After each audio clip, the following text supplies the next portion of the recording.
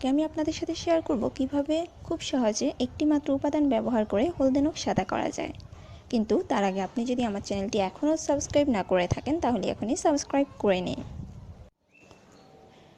গোলাপ জল বা রোজ ওয়াটার।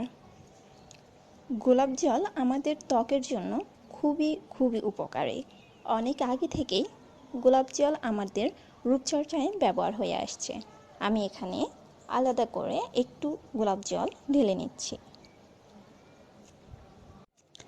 গোলাপ জল ব্যবহারের আগে অবশ্যই আপনার হাতটি ভালো করে ধুয়ে নেবেন। তারপরে আমি এখানে অল্প করে আমার নখে গোলাপ জল লাগিয়ে নিচ্ছি।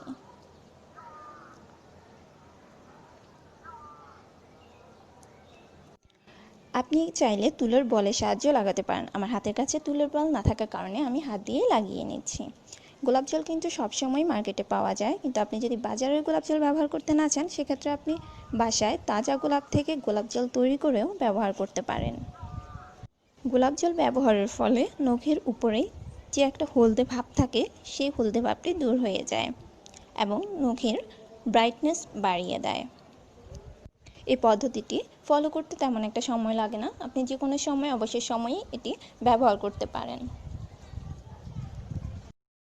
নখ সাদা রাখার জন্য আপনি তো গোলাপ জল ব্যবহার করতেই পারেন। পাশাপাশি আপনি যখন রান্নাবান্নার কাজ করবেন তখন হাতে অবশ্যই গ্লাভস ইউজ করবেন। আমার আজকের এই টিপসটি আপনার যদি ভালো লেগে থাকে তাহলে আমার চ্যানেলটি অবশ্যই সাবস্ক্রাইব করুন এবং পাশে থাকা বেল বাটনটি প্রেস করতে একদমই ভুলবেন না।